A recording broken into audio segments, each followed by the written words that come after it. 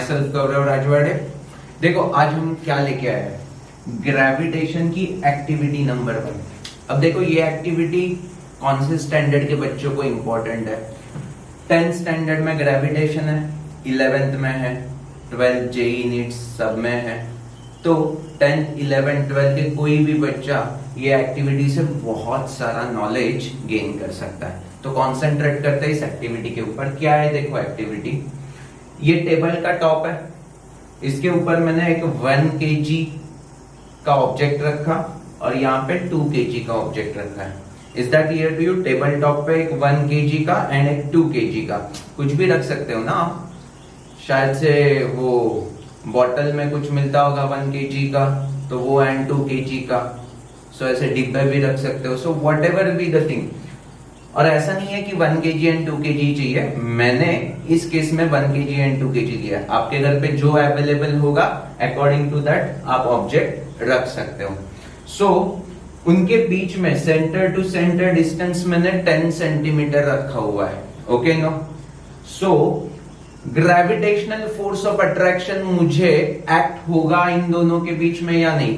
तो according to our theory universe में कहां पे भी दो ऑब्जेक्ट के बीच में ग्रेविटेशनल फोर्स ऑफ अट्रैक्शन होता है एंड उसका मैग्नीट्यूड का फॉर्मूला है capital G into m1 m2, मतलब product of masses and inversely proportional to the distance का स्क्वायर। सो मुझे फॉर्मूला मिल चुका है capital G m1 m2 upon r square, where G का वैल्यू क्या होता है?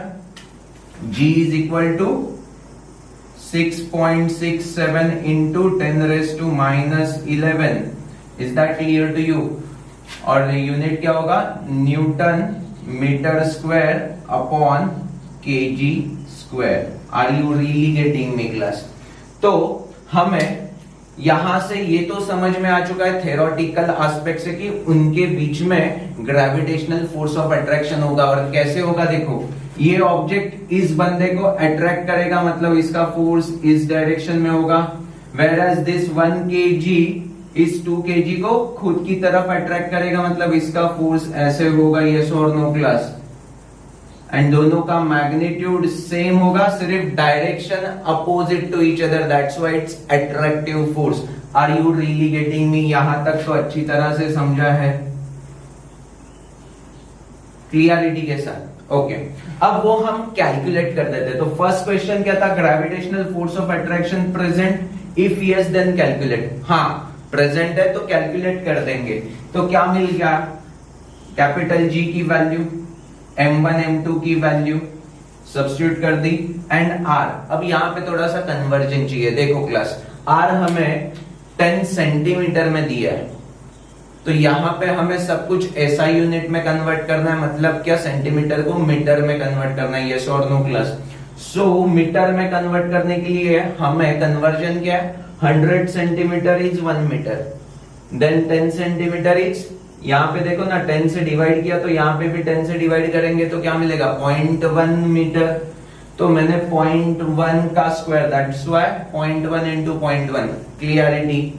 तो ये कैलकुलेट कर लेंगे तो हमें क्या मिल जाएगा? 2 इंटू 6.67 और ये 0.1 को मैं 10 raise to minus 1 into 10 raise to minus 1 is 10 raise to minus 2 लिख दिया। और ये 10 रेस टू माइनस 2 इसके साथ कैंसिल हो जाएगा, तो बचेगा क्या? 10 रेस टू माइनस 9। क्लियरिटी के साथ समझा है? पक्का? So answer 6.67 into 2 13.34 into 10 raise to minus 9 newton. तो 10 रेस टू माइनस 9 मतलब समझ में आता है? पक्का समझ में आता है? बहुत ही छोटा होने वाला है, इसीलिए पूछ रहा हूं। 0.000000 समथिंग 1334, तो बहुत ही छोटू सा अट्रैक्टिव फोर्स है। बट फोर्स तो है, यस और नो? फोर्स तो है, तो अट्रैक्शन होना चाहिए। बट रियलिटी में ये टेबल टॉप होगा एंड यहाँ पे एक ऑब्जेक्ट है, यहाँ पे एक ऑब्जेक्ट है, तो वो अट्रैक्ट होता है क्या? घर पे चेक करके देखो, वो वैसे के वैसे ही स्टेडी है ना, अट्रैक्ट नहीं होता। तो हमें नेक्स्ट एक्टिविटी में देखना है, if the attractive force present है then why they are not attracting to each other in reality. तो ऐसा होता क्यों नहीं? अट्रैक्शन हो क्यों नहीं पाता? आई नो कि वो बहुत छोटा है बट कुछ तो है। तो थोड़ा थोड़ा थोड़ा थोड़ा थोड़ा थोड़ा अट्रैक्शन होना चाहिए था ना, यस और नो क्लास, बट रियलिटी में हो नहीं रहा। तो उसके पीछे क्या रीजन है वो भी हमें इस एक्टिविटी से सीखना है। Are you getting me class? अभी देखो क्लास, लास्ट तक इस वीडियो को देखना, बिकॉज ये तो ठीक है, मैं तो इसके बाद आपके साथ वो भी डिस्कस करने वाला हूं कि पापा रेनड्रॉप्स गिरते हैं ना तो हमें अच्छा क्यों फीलिंग आता है। एक्चुअली इतने हाइट से अगर कोई ड्रॉप गिर रहा है तो हमें बुलेट जैसा फीलिंग आना चाहिए था ना कि बाबा बुलेट पेनिट्रेट हो रहा है और समथिंग लाइक दैट, बट वैसा नहीं फीलिंग आता, हमें प्लेजेंट लगता है, वाओ व्हाट अ रेन वगैरह वगैरह। तो वो भी हमें देखना है क्लास, तो पूरा लास्ट तक वीडियो देखना है। देखो क्लास, यहां पे हमें क्या एक्सपेक्ट है कि अट्रैक्टिव फोर्स है तो अट्रैक्शन होना चाहिए, बट यहां पे अट्रैक्शन हो नहीं रहा है, मतलब क्या सोचते हैं। देखो क्लास, इस 1 kg की मैं सेपरेट यहां पे डायग्राम निकालता हूं, तो देखो इसके ऊपर कौन से फोर्स एक्ट करेंगे। तो एक फोर्स होगा mg फोर्स जो डाउनवर्ड एक्ट करेगा, mg फोर्स, यस और नो क्लास, क्लियरिटी, पक्का, ओके। और यहां पे देखो ना, ये 2 kg वाला उसको अट्रैक्ट कर रहा है ना, तो राइट हैंड साइड पे ग्रेविटेशनल अट्रैक्टिव फोर्स है, बट रियलिटी में वो वैसे जा नहीं रहा है, मतलब इसको ओवरकम करने के लिए कोई अपोजिट डायरेक्शन में फोर्स होगा, यस और no class. Otherwise right side में कोई खींच रहा है तो ये ऐसे मूव करेगा ना, बट यहां पे वो मूव हो नहीं रहा है, मींस उसको कोई तो अपोजिशन भी तो कर रहा है, and that opposition is nothing but frictional force. कौन सा फ्रिक्शनल फोर्स। अब ये फ्रिक्शन किसके बीच में होगा, ये ऑब्जेक्ट एंड टेबल कुछ एकदम स्मूथ नहीं है ना, are you getting me class? कुछ तो फ्रिक्शन होगा ना, दोनों सरफेस जब भी कांटेक्ट में आते हैं तो उनमें डेफिनेटली फ्रिक्शन होगा, तो वो फ्रिक्शनल फोर्स है ना, इस वैल्यू से बहुत बड़ा है, इस वैल्यू से बहुत बड़ा है। Are you getting me class? That's why क्या हो रहा है, ये फोर्स जो है वो डोमिनेट नहीं कर पाता एंड इसीलिए ये अट्रैक्ट नहीं कर पाता। Are you getting me class? So reason क्या है, frictional force. Are you getting me? अभी देखो न्यूटन का लॉ आप पढ़ोगे ना, तब ये फ्रिक्शनल फोर्स हमें आने वाला है, ओके नो। बट आपको ना मैं बेसिक नेचर बता देता हूं कि फ्रिक्शनल फोर्स होगा कैसे। देखो देखो देखो, फ्रिक्शनल फोर्स होगा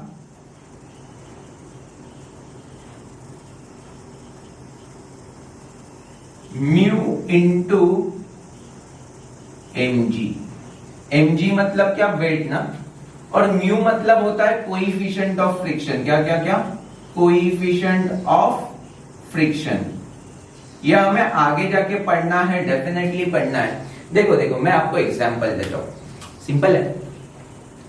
अभी मैं टार रोड से जा रहा हूं, ओके नो, तो समर सीजन होता है तो फ्रिक्शन एकदम मस्त होता है, मस्त होता है मतलब क्या, म्यू की वैल्यू मैक्सिमम होगी कभी समर में।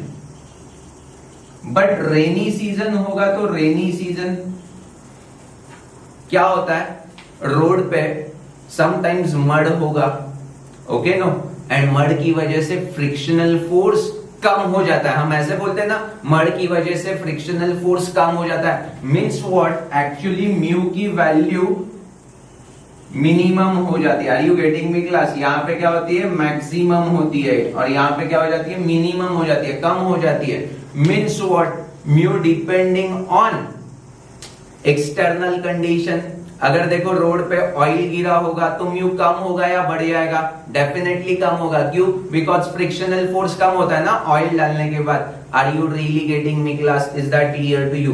एंड ये mgq, देखो देखो देखो, अभी कुछ ये स्लैंट सरफेस होगा और यहाँ पे मैंने हल्का फुल्का चीज रखा जिसका वेट कम है, तो वो नीचे आ रहा है, एंड मैंने बहुत हेवी ऑब्जेक्ट रखा तो वो हमें दिखता है कि वो नीचे नहीं आ रहा। मींस व्हाट, mg बेसिकली जितना बड़ो होगा उतना फ्रिक्शनल फोर्स बड़ो होगा, तो mg directly proportional to frictional force, तो वो वेट है ना directly proportional to frictional force है। Are you getting me class?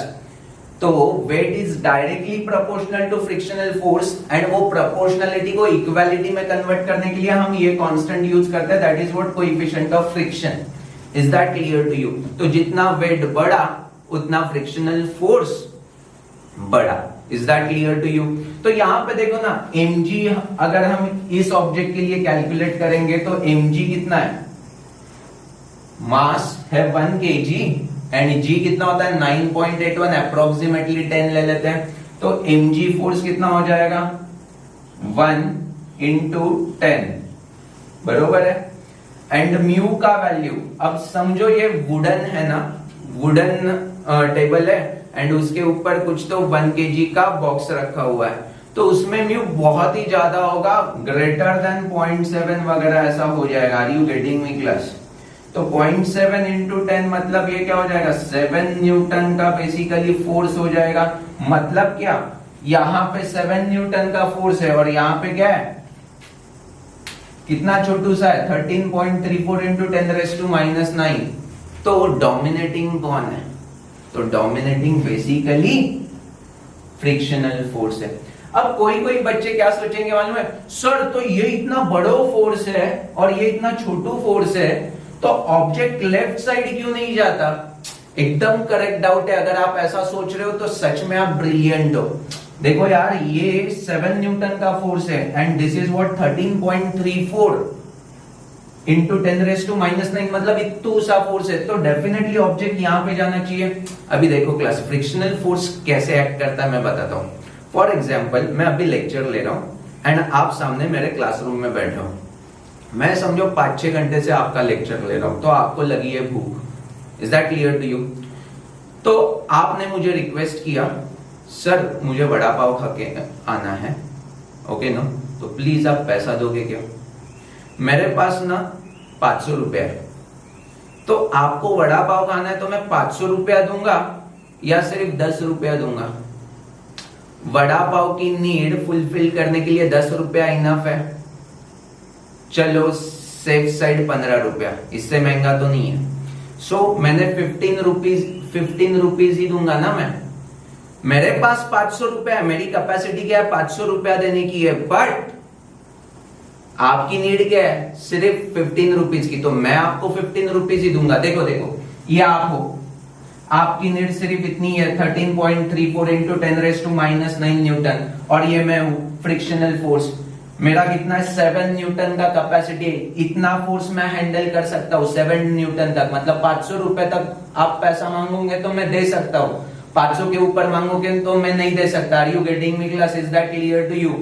तो यहाँ पे देखो ना, उसने इतना छोटू सा मांगा है तो ये भी कितना देगा, उसको बैलेंस करने के लिए उतना ही छोटू सा देगा ना, तो वो बैलेंस करता है, बट इसकी कैपेसिटी कितनी है 7 न्यूटन तक का फोर्स हैंडल करने की। सो इसीलिए ये 7 न्यूटन उसकी मैक्सिमम लिमिट है, इतना फोर्स एक्ट नहीं कर रहा है, उसकी लिमिट है, उतना वो सहन कर सकता है, उतना वो हैंडल कर सकता है। Are you getting me? 7 newton तक का फोर्स रहेगा तो यहाँ पे भी 7 न्यूटन, मतलब बैलेंस हो जाएगा। अगर यहाँ पे ग्रेविटेशनल अट्रैक्शन फोर्स 9 न्यूटन का हो जाएगा तो इसका तो 7 ही है ना, तो ये डोमिनेटिंग होगा एंड एक्चुअली ऑब्जेक्ट अट्रैक्ट करना चालू हो जाएगा। Are you getting me class? तो होपफुली मेरे बच्चों को ये कॉन्सेप्ट क्लियर है।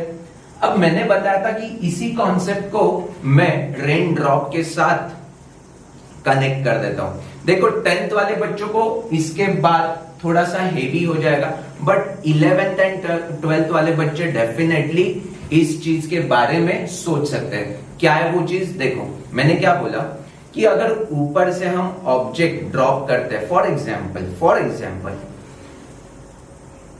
नारियल का पेड़ होता है, अगर गलती से नारियल सिर पे गिरा तो प्रोबेबिलिटी बढ़ जाती है कि वो आदमी, क्यों मालूम है? ऑब्जेक्ट कुछ हाइट से गिरता है ना तो बहुत सारा फोर्स एक्सर्ट करता है। Are you getting me class? तो क्वेश्चन माइंड में ये आता है रेन ड्रॉप्स इतने हाइट से गिरते हैं तो वो हमें बुलेट जैसे क्यों नहीं लगते? Why they are not penetrating on our body? Why we will very pleasant, oh wow water rain, ऐसे क्यों लगता है? तो देखो क्लास, ड्रॉप ऐसे आ रहे, यस और नो, तो उनका फोर्स ऐसे होगा, ठीक है, बट हमें प्लेजेंट लग रहा है, मतलब क्या? उसको अपोज करने वाला कोई तो फोर्स होगा, यस और नो क्लास, कोई तो फोर्स होगा, एंड दैट फोर्स को बोलते हैं विस्कस फोर्स। क्या बोलते हैं? Viscous force. तो आपको नेक्स्ट एक्टिविटी क्या करना है? विस्कस फोर्स की वजह से रेन ड्रॉप्स क्यों हमें प्लेजेंट लगता है, उसके बारे में आपको सर्च करना है।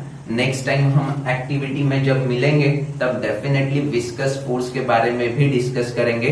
10th के लिए अभी विस्कस फोर्स जरूरी नहीं है, बट 11th एंड 12th के लिए डेफिनेटली जरूरी है। So thank you for watching this video. अगर आपको ये अच्छा लगा होगा तो आपके फ्रेंड्स के साथ डेफिनेटली शेयर करो। Bye bye.